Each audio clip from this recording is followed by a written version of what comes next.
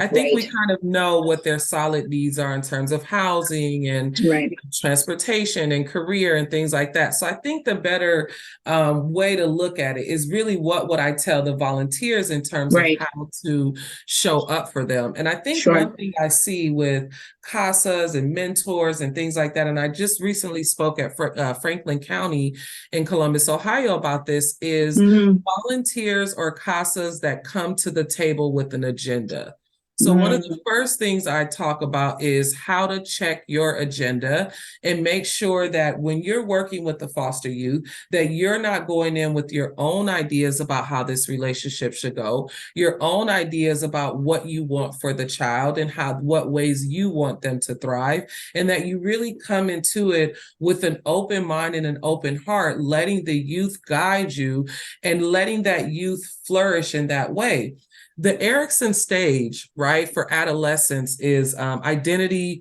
They're trying to find their identity, right? So this is an age, adolescence, where youth are trying to figure out who they are. And the CASAs are very influential in shaping that. The social workers, the foster parents as well, the mentors. And so you want to nurture that. Not lead it, but rather help them find their voice and figure out what it is that they like. So I think that's sort of the first thing.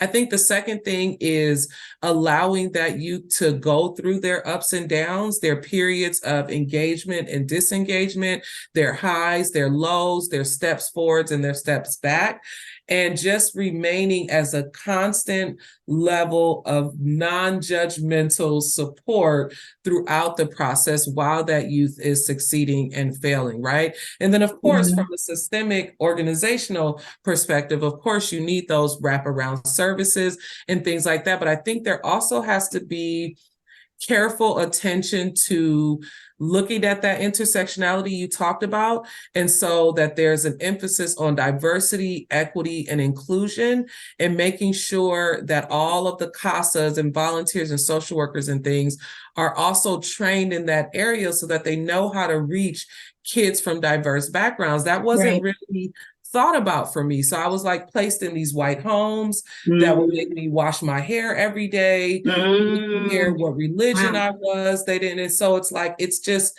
taking away my identity.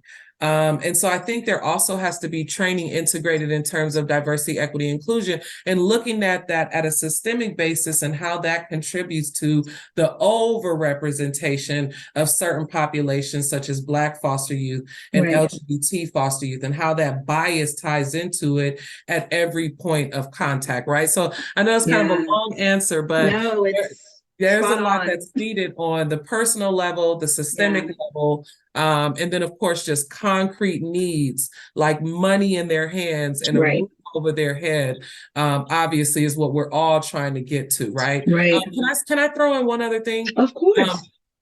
I think somewhere, and I'm not sure whose responsibility it is, but there also needs to be some work with the youth on emotional intelligence and just sort of teaching the child how to relate in the world, how to self-reflect, how to take accountability, how to set boundaries with individuals, how to care for themselves. And so you have to sort of teach them how to be an adult and not just how to balance their checkbook. You have to sort of teach them what it means to be a person and relate to other people in the world, because we don't get that. We get the bare minimum. We get our basic needs met.